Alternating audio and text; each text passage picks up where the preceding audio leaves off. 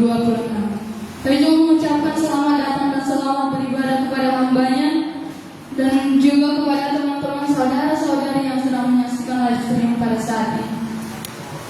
Sebelum mulai acara kebaktian kita pada saat ini, terlebih dahulu saya menyampaikan tata ibadah kita pada saat ini. Yang pertama, kita akan bernyanyi, kemudian doa masuk berfirman oleh Tuhan. Kemudian bernyanyi, kemudian doa penyerahan yang disampaikan oleh kakak kita Nancy Siburian. Kemudian bernyanyi kembali dan sekaligus kesaksian dan harta pemuda-pemudi sekaligus mengumpulkan persembahan yang pertama untuk membantu SPPH di tempat ini. Kemudian bernyanyi dan kita akan mengumpulkan persembahan yang kedua dan kami undang saudara kita Bang Krisko Simangsong untuk membawakan khotbah pertama untuk kita. Dan kemudian kita akan bernyanyi dan khotbah kedua akan dibawakan oleh Bapak Pendeta AR Siburian sekaligus menutup acara kebaktian kita nanti. Sebelum kita mengangkat pujian kita lebih lagi kepada Tuhan, kami menghimbau buat kita semua untuk boleh menaktifkan alat komunikasi kita, untuk boleh kita lebih menghormati hadirat Tuhan pada saat ini. Mari kita lebih lagi menyembah Tuhan pada saat ini. Kita angkat lagu pujian kita, Gunung Kudusku.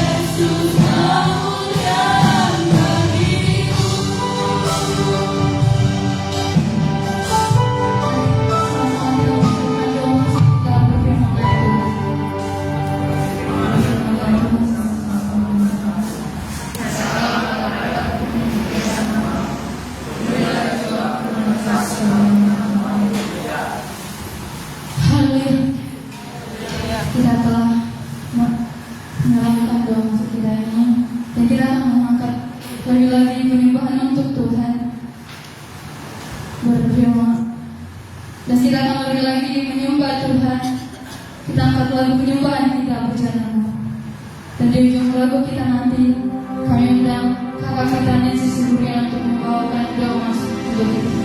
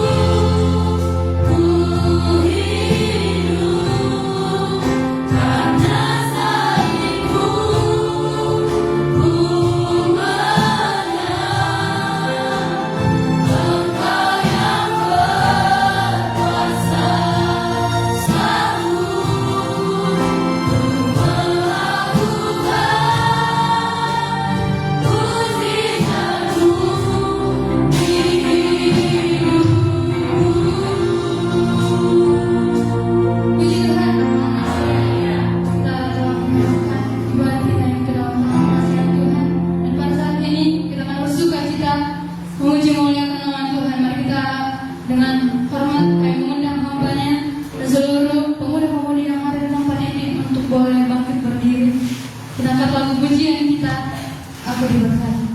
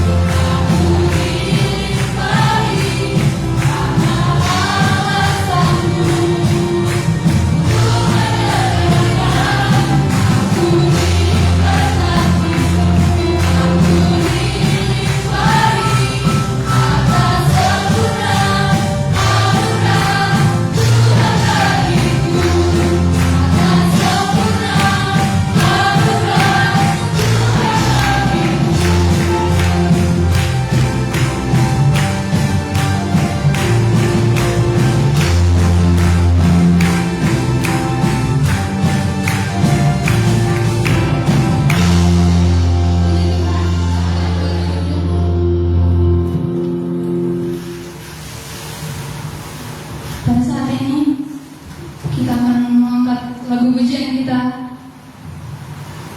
Hari Terbaik dan sekaligus kesaksian, ruang kesaksian dan warta pemuda-pemudi. Dan kita akan mengumpulkan persembahan yang pertama untuk membantu KSBT hari keempat ini.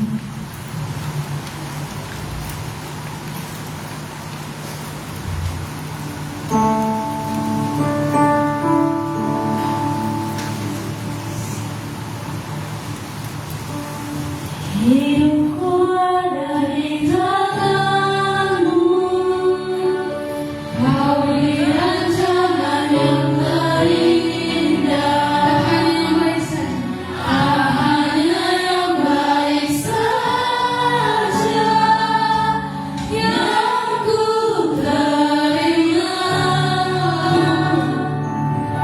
Walau tubuhku diremukkan,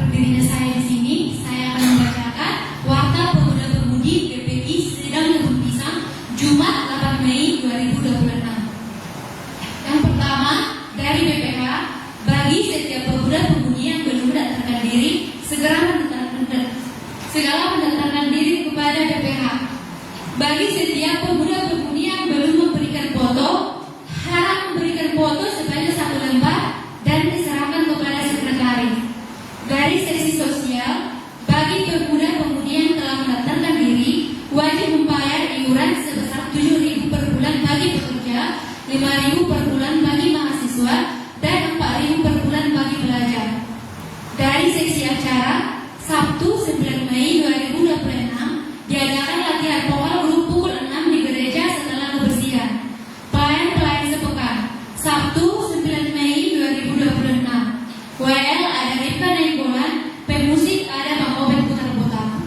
Minggu 10 Mei 2026, Pra-WL ada Bang Immanuel Nabi 70, Singer ada Kak Buran Manula, Sulisma Siboro, dan Kak Masanda Sidora. OPSCD ada Kak Jelika Panjaitan, dan tetamu yaitu Kak Bonita dan Bang Ruben Seburian dengan seragam emerald blue. Rabu 13 Mei 2026, WL ada Bang Ramsok Siburian dan pemusik ada Bang Samuel Sitohang. Kamis 14 Mei 2026, ibadah kenaikan Pra-WL ada Bang Alfredo Siparani, Singer ada Kak Renalda Rutop, Kak Dita Sibuan, dan Kak Magdalena Simatupang. OPSCD ada Kak Juwita Sidura, tentamu Bang Nelman dan Kak Indah Situmorang dengan seragam batik. Seksi kebersihan Sabtu dan Minggu 9 Mei dan 10 Mei 2026, yaitu ada Bang Immanuel Nabi 70, Bang Ransum Sitinjak, Bang Samuel Sitohang, Kak Masanda Sinurat, Kak Rahan Animuru, Kak Melani Saripah, Kak Angelika Parimbing, dan Kak Lady Sitompo. Dan berulang tahun di minggu ini ada Kak Yosi Sinaga, Bang Edi Joyce Menjuta, dan Kak Melani Saripah. Demikianlah warta pemuda-pemudi sepekan. Bagi setiap nama yang terpanggil, marilah kita melayani Tuhan dengan segenap hati dan bagi kemuliaan nama Tuhan. Puji Tuhan.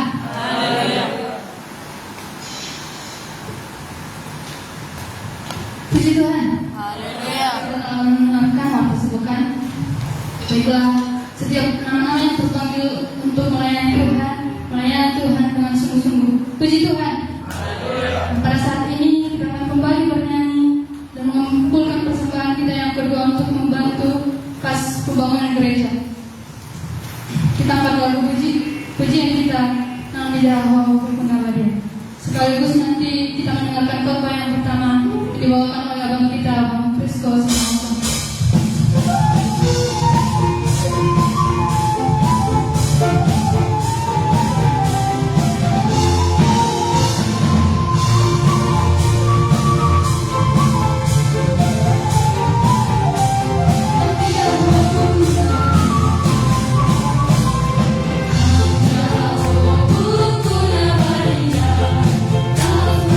Sila, anak Igori,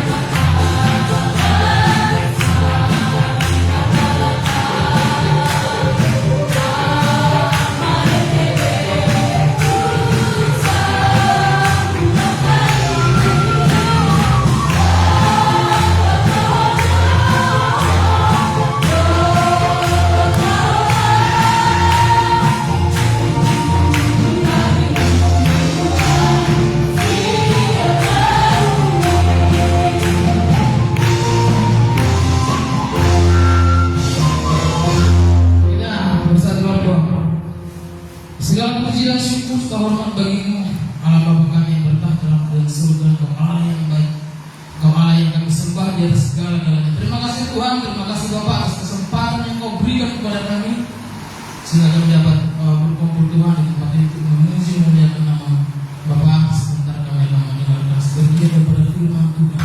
Kiranya berkatilah anak-Mu, supaya firman yang akan saya bawakan sejalan dengan kehendak Tuhan. Terima kasih Tuhan Yesus, terima kasih Bapa. Biarlah nama Tuhan yang dipermuliakan hari ini kekal selama-lamanya. Haleluya. Amin. Shalom. Shalom. Shalom. Ada sukacita? Haleluya. Boleh lambaikan tangan kalau pada hari ini Tuhan Yesus memberkati kita. Haleluya. Sepertinya bukan semua, gak semua merasa berkat Tuhan hari ini ya. Karena gak semua yang melambaikan tangan. Tapi apapun itu, biarlah kita serahkan hidup kita kepada Tuhan. Biarlah hidup kita yang menjadi milik Tuhan. Adapun khotbah yang akan saya coba bawakan untuk kita semua yang berjudul Jangan Marah dan Jangan Kecewa dengan Tuhan. Untuk kita anak-anak Tuhan, mudah-mudi terkhususnya sekarang pada belakangan ini, emosi kita, amarah kita itu sering terjadi tanpa disadari. Dunia ini terlalu kejam. Dunia ini terlalu kejam untuk mudah-mudi yang mencoba menjauhkan kita daripada Tuhan. Karena apa? Di muda-mudi sekarang, di umur kita yang sekarang, terlebih keseharian kita itu terlalu banyak yang namanya menggunakan media sosial dengan tidak yang sepatutnya. Artinya apa? Kita sekarang lebih banyak menggunakan media sosial hanya untuk menunjukkan diri kita itu siapa, hanya untuk menunjukkan kepada dunia bahwasanya inilah hidup saya, tanpa menyerahkan hidup kita kepada Tuhan. Media sosial sekarang sangat banyak salah gunakan, sehingga nilai kita sebagai umat Kristen, terlebih untuk muda-mudi gereja Pentakosta, sangat-sangat merosot. Artinya apa? Kita hanya mengandalkan pikiran kita, kita hanya mengandalkan pengetahuan kita, tanpa menyerahkan setiap permasalahan-permasalahan itu kepada Tuhan Yesus Kristus. Firman yang akan saya bawakan tertulis dalam Mazmur 37 ayatnya yang ke-8. Mazmur 37 ayatnya yang ke-8. Begini bunyi firman Tuhan. Berhentilah marah dan tinggalkanlah panas hati itu. Jangan marah, itu hanya membawa kepada kejahatan.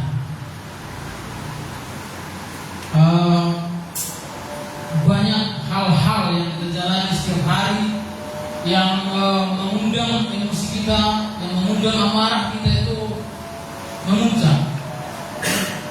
Ada seperti di sini. Mudah di gereja Kebun Pisang. Saya mengirimkan hanya katakan jangan marah.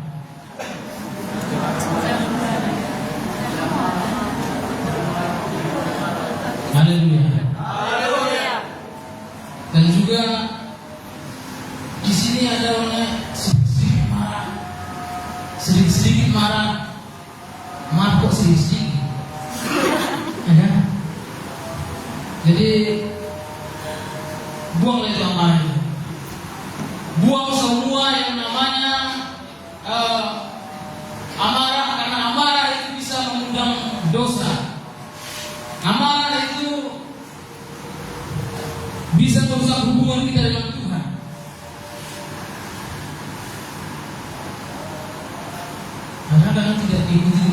sekali bisa marah. Ya kan? Hanya karena followers kawannya lebih banyak bisa marah. Itu yang terjadi saat ini. Kita tidak melihat proporsi diri kita sebagai siapa, kita itu layaknya di kegiatan kita seperti apa di usia sekarang.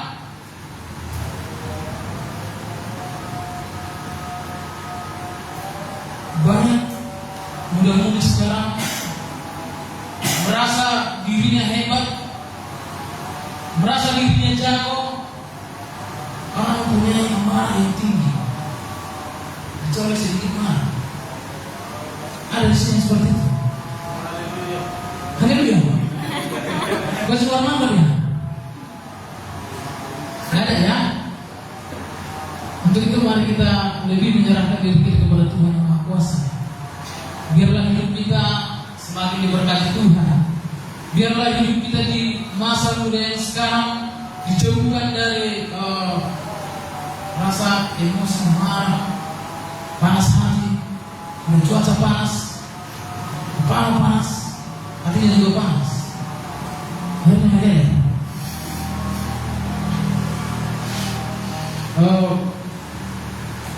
Banyak juga, bahkan bukan untuk saudara-saudara yang dari semarang, bukan hanya untuk teman-teman kita saja yang marah.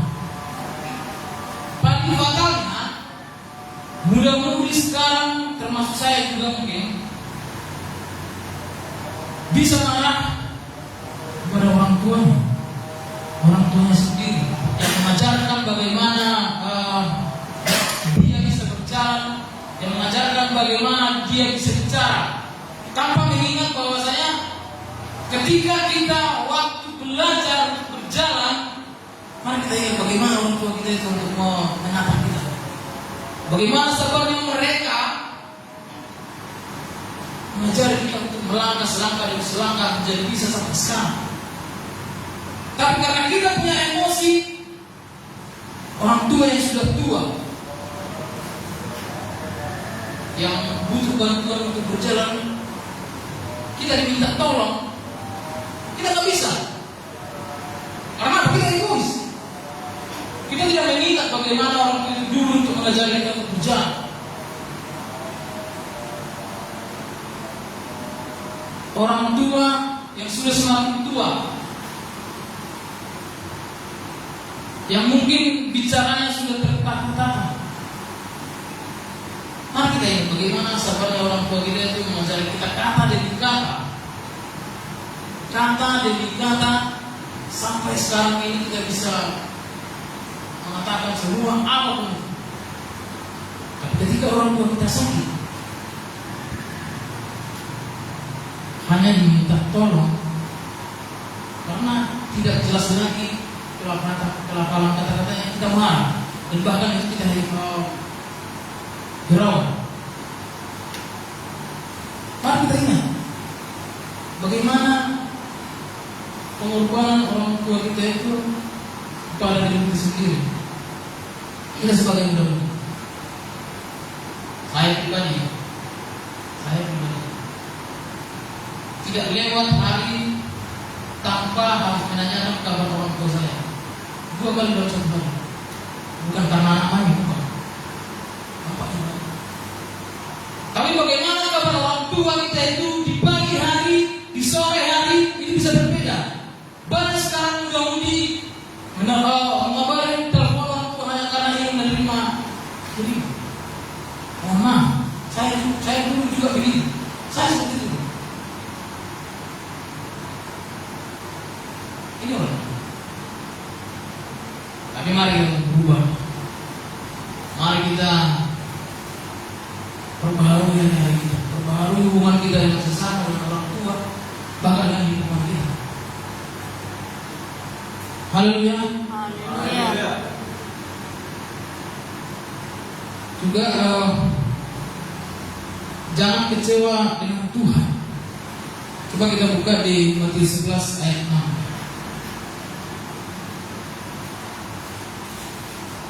Matius 11 ayat 6.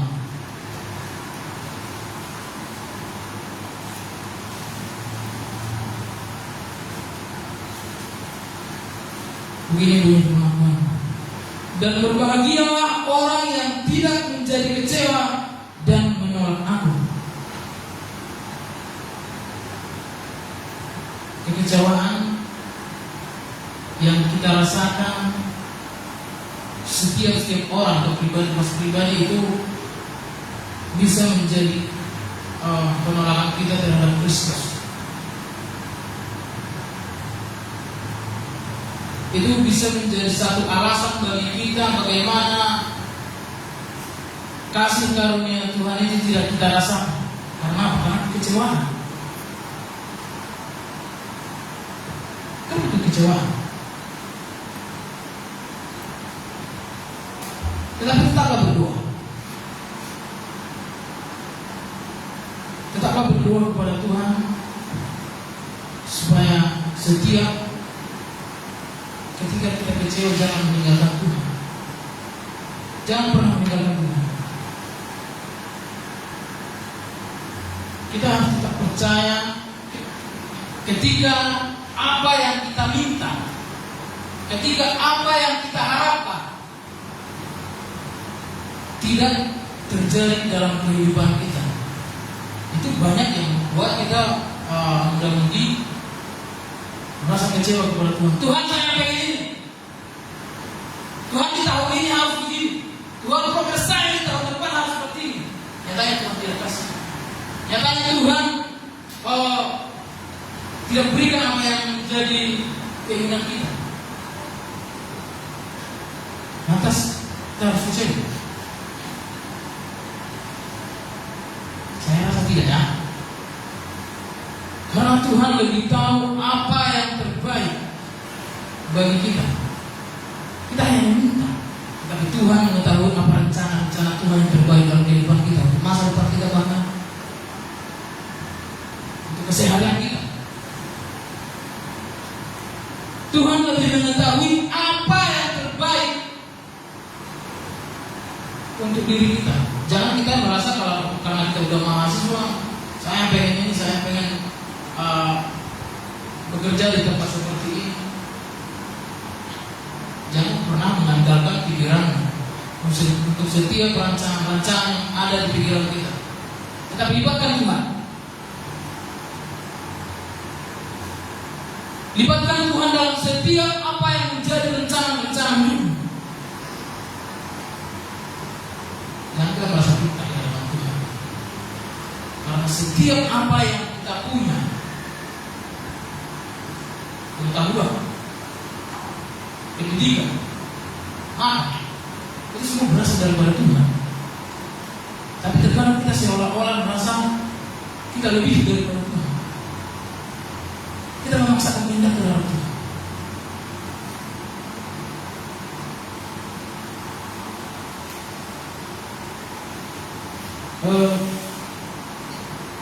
Persembahan yang harum di hadapan Tuhan, persembahan yang harum di hadapan Tuhan, ketika kita masih bisa bersyukur,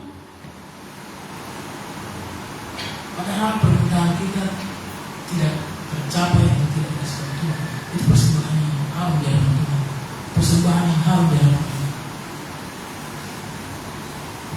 Bagaimana keinginan kita tidak tercapai? Tuhan, di tahun ini saya harus wisuda. Katanya kita sakit. Tuhan, tahun ini saya mengharapkan ini, tapi Tuhan tidak memberikan. Sakit ya, sakit. Tapi persembahan yang harum di hadapan Tuhan ketika kita masih bisa bersyukur, ketika kita bisa masih berterima kasih kepada Tuhan, walaupun yang kita harapkan tidak terjadi dalam kehidupan kita.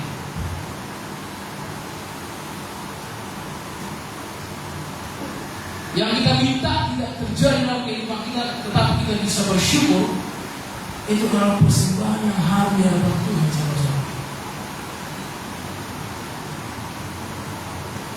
Jangan memaksakan kehendak dengan Tuhan. Jangan merasa ketika kamu tidak menerima apa yang telah kamu doakan, Kamu merasa gagal atau kamu merasa tidak berguna? Tidak. Tuhan berkehendak lain yang sungguh. Kita sangat berharga di hadapan Tuhan. Sebagai muda-mudi kita sangat berharga di hadapan Tuhan. Hidup kita itu pernah saya membacanya sebagai khotbah, saya pernah mendengarnya. Hidup kita itu VIP di dalam Tuhan. VIP itu khusus.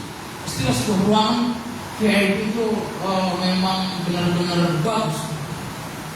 Tetapi bukan itu. VIP nilai kita di hadapan Tuhan tidak ada nilainya dengan dunia ini. Tidak sebanding nilai yang diberikan dunia ini dengan nilai yang diberikan Tuhan kepada kita.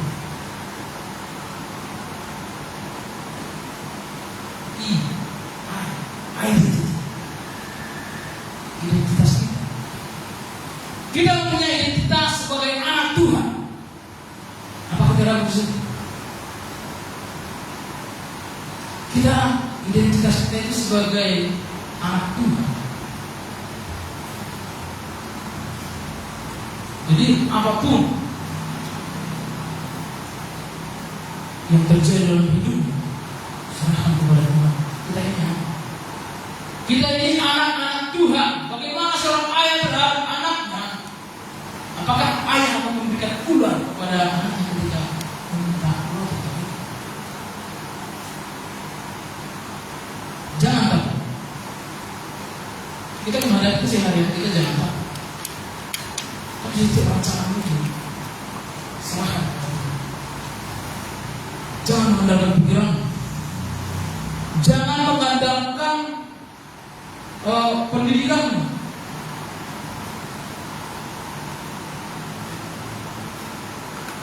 Punya itu purpose, tujuan. Tuhan itu memberikan kita cobaan. Tuhan itu tidak langsung memberikan apa yang kita minta, tetapi ketika kita meminta, Tuhan akan memberikan yang namanya proses. Tidak semena-mena kita meminta ini Tuhan kasih, tidak. Tuhan meminta, kita meminta kepada Tuhan sesuatu hal yang berharga langsung dikasih Tuhan.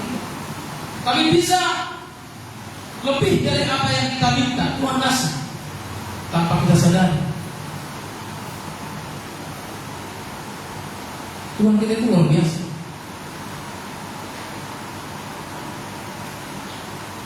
Tuhan kita itu luar biasa.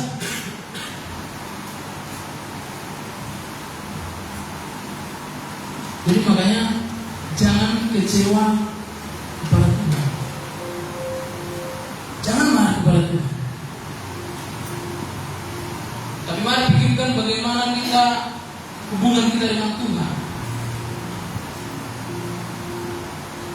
Saya tidak mengatakan bahwasanya saya sudah 100% begini. Mari kita belajar. Mari kita belajar untuk lebih lagi dekat kepada Tuhan.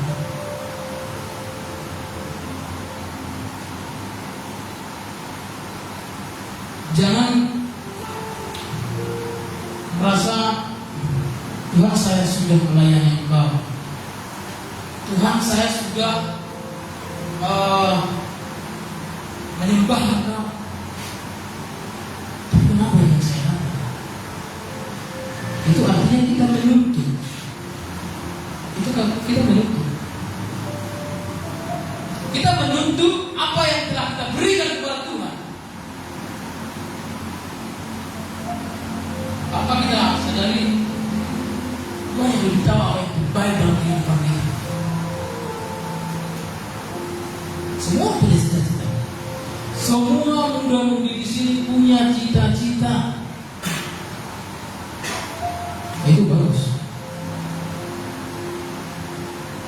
Tapi jangan mengandalkan pikiran.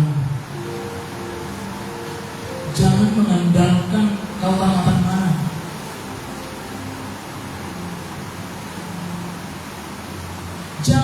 mengandalkan siapa pikiranmu.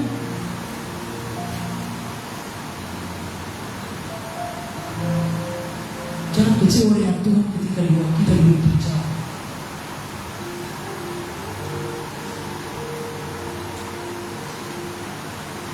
Mari kita lebih lagi mendekatkan diri kepada Tuhan.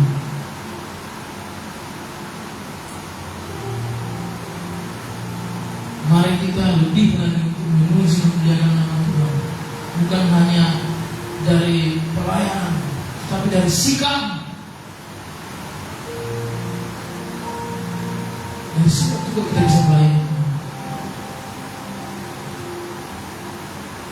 Dari perkataan juga kita bisa melayani Tuhan.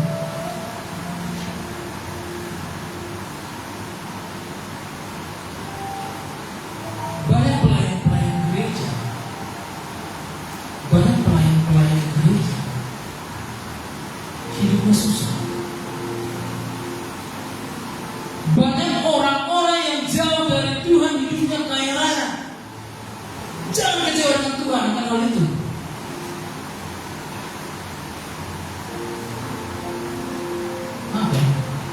Iblis juga bisa memberikan kekayaan kepada anak Tuhan. Iblis bisa memberikan harta kepada muda-mudi. Tetapi itu hanya sesaat. Itu hanya sebentar saja. Itu hanya kesenangan dunia ini saja. Tetapi Tuhan itu kekal. Kita diberikan kebahagiaan.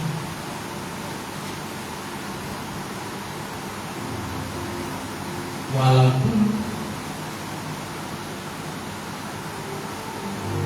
keseharian kita jauh dari apa yang kita harapkan, tapi layanlah Tuhan. Dari cara melangkah, dari cara berbicara, dari sikap, layani. Ada amin? Haleluya. Nah, untuk saudara semuanya, marilah kita memikirkan apakah kita sudah layak di hadapan Tuhan dengan perilaku kita selama ini. Mari kita pikirkan masing-masing. Untuk itu, tetaplah kita berdoa. Kita serahkan setiap apa yang menjadi keinginan kita kepada Tuhan. Jangan mengandalkan pikiran, jangan mengandalkan keinginan siapa yang dalam, tapi andalkanlah Tuhan. Serahkanlah hidup masa muda kita kepada Tuhan. Biarlah Tuhan yang ikut campur tangan dalam setiap urusan. Biarlah Tuhan yang ikut campur tangan dalam setiap cita-cita kita. Tuhan lebih tahu yang terbaik bagi kita semua.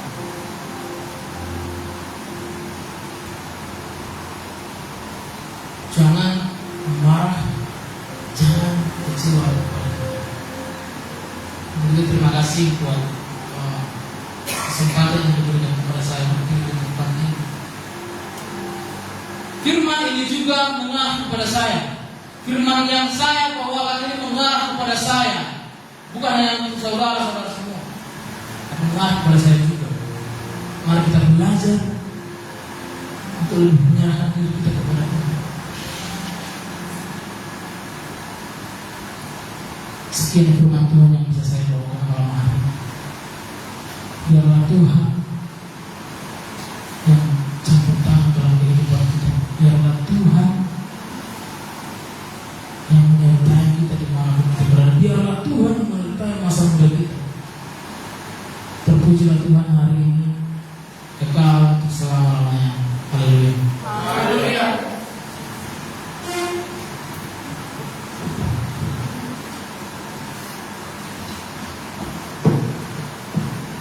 Puji Tuhan.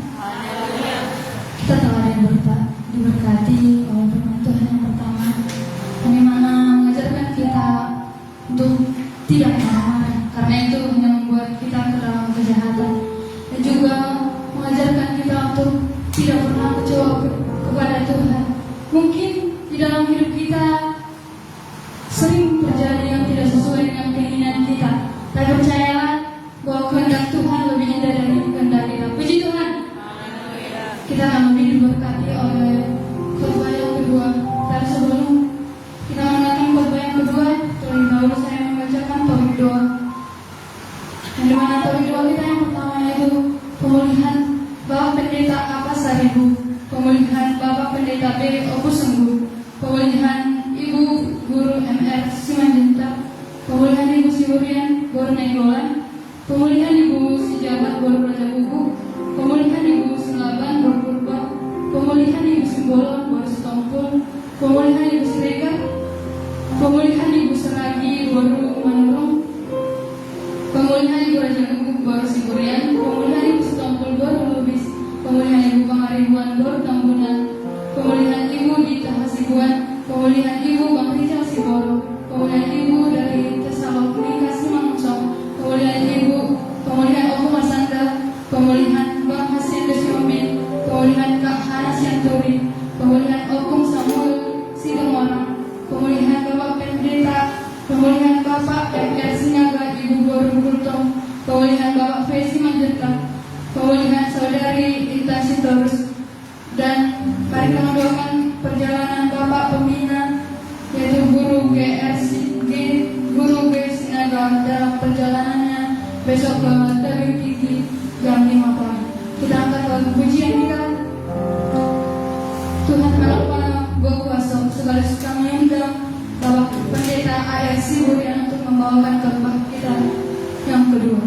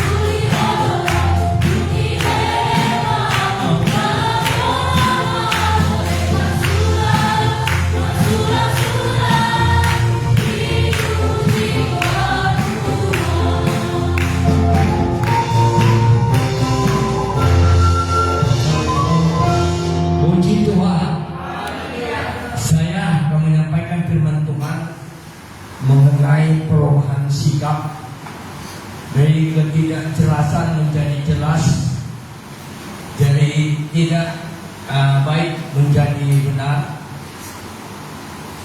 Apalagi kita lama lagi atau minggu depan kita akan memperingati turunnya Roh Kudus. Mungkin bagi anak-anak kami, ya, jangan itu katakan kami Pak bukan Pentakosta, asal kami Pak bukan gereja Pentakosta, tapi kita harus Pentakosta. Puji Tuhan. Haleluya. Kenapa saya katakan kita harus menjadi Pentakosta? Coba, apakah artinya Pentakosta? Pentakosta artinya orang yang sudah dilahirkan dari air dan Roh Kudus. Itulah namanya Pentakosta, yaitu dia sebagai anak daripada Allah. Puji Tuhan. Haleluya. Oke, di sini pada anak-anak kami kaum pemuda-pemudi. Halo, bagaimana pemuda-pemudi? Bukan saya bilang kan? Pak, kami kan bukan gereja Pentakosta milik kami, enggak Pentakosta. Kamu harus menjadi Pentakosta. Kenapa saudara saya katakan kalau orang yang menjadi Pentakosta itu mungkin seperti tokoh pertama tadi? Dia nggak mau marah lagi, puji Tuhan. Haleluya. Kalau saya melihat manusia, bukan saya saudara ada kelebihan saya daripada saudara, tapi karena Tuhan, saya bersyukur pada saudara, daripada Tuhan kita itu yang hidup. Kalau saya melihat, ya, saudara bisa percaya, bisa tidak percaya. Orang yang gemuk lebih sering marah daripada orang yang kurus. Percaya atau tidak? Coba, percaya atau tidak? Hah? Ya. Dari mana caranya dong tidak pulang?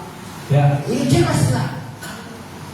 Karena itu kalau orang bilang arwahnya besar itu orang yang gemuk, maka dia sering marah, karena jantungnya juga sering berdebar-debar, saudara. Dan saya bilang orang yang kurus tidak pernah marah, ya pernah dong kamu marah ya. Biasanya kalau orang yang kalau cewek ini jarang nampaknya kita lihat dia bangsa yang marah. Saya bisa menilai wanita itu yang pemarah atau tidak, saya bisa melihat. Kenapa saudara? Kalau seorang wanita yang sering senyum, itu namanya orang yang tidak pemarah. Puji Tuhan. Haleluya. Makanya kalau orang pemarah laki-laki atau wanita sangat jelek loh kalau saudara marah. Siapa pernah bilang kalau orang yang marah itu wajahnya berseri-seri? Enggak. Sama dengan kayak singa kelaparan kepada orang yang marah ya. Itu yang jelas saudara. Ya, saya akan ambil firman Tuhan di dalam Kisah Para Rasul 1 ayat 8. Coba tayangkan dulu. Tetapi kamu akan menerima kuasa kalau Roh Kudus turun ke atas kamu, dan kamu akan menjadi saksiku di Yerusalem dan di seluruh Yudea dan Samaria dan sampai ke ujung bumi. Puji Tuhan. Haleluya. Luar biasa Tuhan, ya, sampai ke ujung bumi. Bukan dibilang ke Belanda, ke Jepang, ujung bumi saudara. Berbicara kita di dalam dunia ini ada berapa negara kali di seluruh dunia ini. Itu saudara bilang sampai 60 atau 50. Tapi di ujung bumi ini, di manakah ujung daripada bumi ini, saudara-saudara? Mudah-mudahan. Bagaimana kita ini sebagai manusia yang hidup supaya kita menjadi adalah anak-anak Allah, menjadi saksi di dunia ini, saudara. Orang banyak mengaku dia anak Tuhan, tapi dia bukan orang Pentakosta, saudara. Maka saya katakan tadi, Pentakosta itu adalah bukan gereja namanya. Pentakosta artinya orang yang sudah menerima daripada Roh Kudus. Puji Tuhan. Haleluya. Maka sulit umat Kristen di dalam dunia ini banyak yang tidak menerima Roh Kudus, tapi dia percaya Roh Kudus ada. Sulit orang Kristen dalam dunia ini untuk menerima Roh Kudus, tapi percaya ada Roh Kudus. Makanya banyak orang-orang saudara yang tidak mau menerima Roh Kudus ini sulit menjadi saksi. Tidak mau menjadi saksi. Itu sudah jelas kita lihat saudara dari karakter pemuda-pemudi atau baik yang dewasa maupun yang sudah tua, saudara sulit mau menjadi saksi. Ini seorang pemuda yang bernama Paulus. Sebelum dia tertangkap di dalam pelayanan firman Tuhan, nama dia adalah Saulus. Orang yang ditakuti, orang yang disegani, orang yang mempunyai kuasa di bumi. Setiap orang yang menyampaikan kebenaran firman Tuhan lenyapkan, kata dia. Banyak saudara sudah golongan oleh karena Paulus itu Saulus sebelum mengenal Kristus, sebelum dia Pentakosta, saudara. Dia seorang pemuda. Dia mau saudara dipanggil Tuhan, dipilih Tuhan menjadi saksi. Ketika dia mau mengejar hamba Allah untuk menajamkannya, maka Surah Allah bertindak membutakan mata daripada Saulus saudara pada saat itu. Maka dia menyerah, Tuhan, apakah yang harus kuperbuat? Dia buta saudara, bukan dibilang dia kiro, buta. Kalau kiro bisa dua pandangan saudara ya. Paling ngeri kita kalau itu melawan orang kiro saudara. Pernah saya itu melawan orang kiro. Jadi orang kiro ini melempar ini batu pada kita di depan, lemparannya bisa sebelah kanan saudara, karena pandangannya ada dua. Tapi orang-orang yang tidak menerima Roh saudara, pandangannya bukan dua lagi, banyak. Ketika Paulus itu Saulus ini bertobat, bahkan dia diajak oleh Yesus sendiri bawa dia kepada itu Ananias supaya dia dibaptis di dalam nama Yesus dan menerima Roh Kudus saudara. Orang-orang yang berkumpul tadi itu sangat takut karena Paulus dibawa. Mengapa dia dibawa dia? Dia seorang pembunuh. Allah berfirman, jangan takut, sebab saya akan pilih dia sebagai pelayan. Maka karena dia benar-benar sungguh-sungguh kaum pemuda-pemudi mengenal siapa Tuhan itu, dia benar-benar mau menjadi saksi yang hidup. Masa pemudaannya dia tunjukkan saudara. Maka ada firman Tuhan juga tulisan daripada Rasul Paulus, jadilah kamu seorang laki-laki, puji Tuhan. Kenapa tidak dibilang jadilah kamu seorang wanita? Di dalam firman Tuhan ini saudara, laki-laki ada dua. Sebagai menjadi kepala rumah tangga adalah suami, laki-laki. Jadi seorang laki-laki, kenapa dibilang laki-laki adalah tenaga laki-laki daripada wanita lebih kuat tenaga seorang pria atau laki-laki saudara-saudari. Dua di dalam firman Tuhan ini. Tapi kalau di dalam dunia saudara, wanita ada juga di dunia dua saudara. Dharma wanita atau seperti tunjukkan jati diri kita sebagai orang Pentakosta.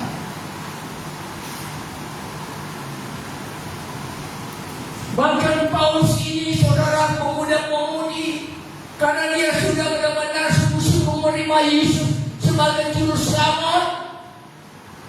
Bahkan dia 3 hari 3 malam berpuasa saudara, karena dia benar-benar menyadari kesalahan dia selama dia sebelum mengenal Yesus sebagai juru selamat. Berpuasa dia 3 malam dengan pakaian buta.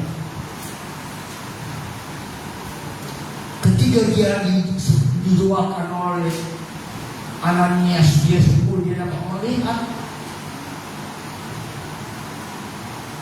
Bahkan kisah para rasul ini luar biasa tentang Paulus itu, saudara. Dia tidak berumah tangga. Orang bilang saudara kalau tidak berumah tangga orang dalam dunianya pada zaman sekarang putus hati, putus cinta, menjadi depresi, dunia dia tidak nikah. Paulus bukan saudara. Karena sudah dilihat dia, ketika dia menyampaikan kebenaran Allah bagi manusia, banyak yang belum berumah tangga, mau yang sudah berumah tangga, banyak tantangan bagi yang berumah tangga saudara. Bukan dia takut untuk berumah tangga. Bukan tidak banyak wanita-wanita tercantik saudara saat ini daripada Paulus. Dia seorang pemuda yang menyampaikan kebenaran firman Tuhan, dia luar biasa. Coba seorang pemuda Pentakosta contohnya, udah mantap melayani firman Tuhan. Mungkin anak-anak gadis banyak loh mendekati dia. Ini bisa jadi suamiku nanti menjadi teladan. Ada itu orang saudara dulu dikemukakan. Atau dia masuk dia menyampaikan firman Tuhan dikenal dia. Tapi ketika dia berumah tangga saudara, sama dengan tangannya, bukan angkanya dengan saudara tangannya, memukul istrinya. Ini laki-laki apa yang namanya? Saksi apa namanya ini? Tidak pernah dia menjadi saksi Tuhan ini. Paulus tahu saudara, walaupun dia belum berumah tangga, tapi dia tahu bagaimana orang yang berumah tangga pasti banyak tantangan dihadapi. Bukan dia takut, bukan dia tidak mempunyai kekayaan atau harta saudara. Paulus orang yang intelektual. Maka di daerah dia gubernur di daerah sendiri mengasih mandat bagi dia untuk memusnahkan orang Kristen.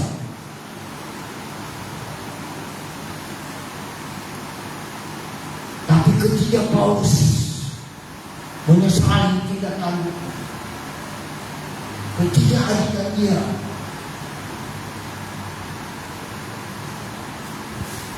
ketidakbenaran dia di dalam dunia, dia menyesal saudara. Jadi balik saya menyampaikan firman Tuhan seperti seorang pemuda, dia tidak teringat dengan itu menjadi suami atau membentuk hidup rumah tangga.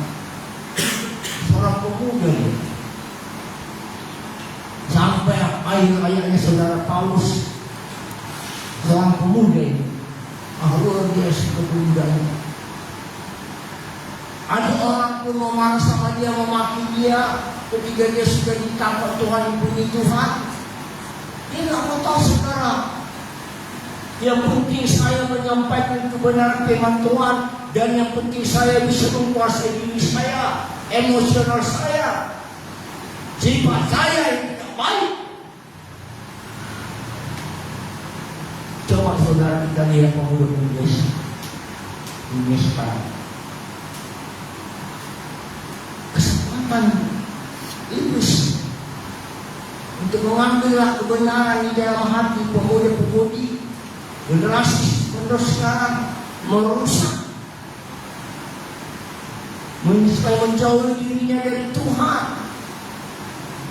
Tapi kami menghimbau pada anak kami kebun pisang. Jadilah kamu saksi-saksi hidup seperti seorang itu pemuda, itu Rasul Paulus, ketika dia menyampaikan firman Tuhan, orang yang sakit pun dapat dia sembuhkan sendiri. Puji Tuhan. Haleluya. Maka usahakan bagi pemuda-pemudi untuk minggu depannya, hari Kamis ini, hari kenaikan namanya, kita akan menerima perjanjian daripada Allah Roh Kudus itu malam pertama nanti hari Kamis depan.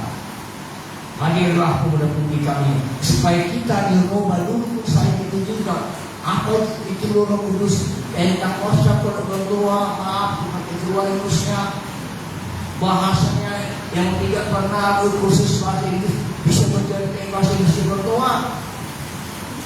Itu adalah kasih karunia Tuhan. Karena dia mau menciptakan dunia. Puji Tuhan. Haleluya. Mari kita berlutut, kita angkat kunci bocor.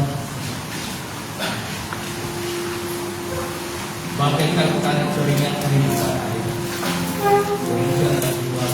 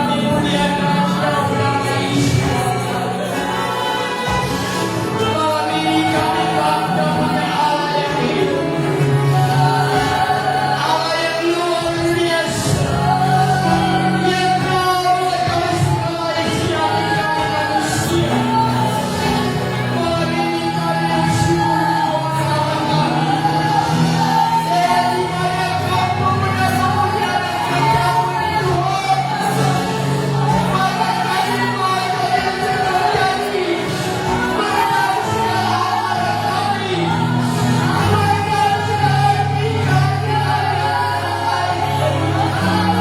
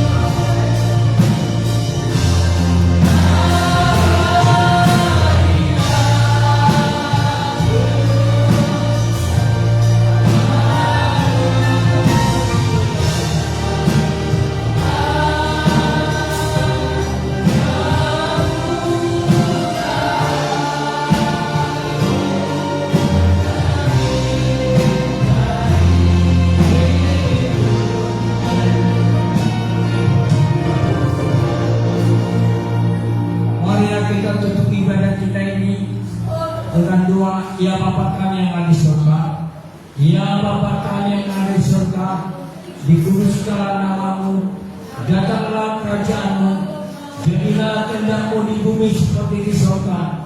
Berikanlah kami pada hari ini makanan kami secukupnya, dan ampunilah segala kesalahan kami, seperti kami juga mengampuni orang bersalah pada kami, dan jangan bawa kami ke dalam pencobaan, tetapi lepaskanlah kami daripada yang jahat, karena Engkau yang punya kerajaan dan kuasa dan kemuliaan sampai selama-lamanya. Haleluya.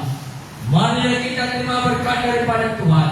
Kasih karunia Tuhan Yesus Kristus, kasih setia Allah Bapa dengan persekutuan Roh Kuduslah yang memberkati kita yang hadir pada malam hari ini kekal sampai selama-lamanya. Haleluya.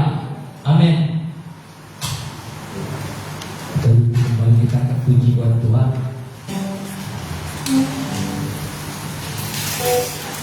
Maranatha, haleluya, Tuhan datang. Haleluya.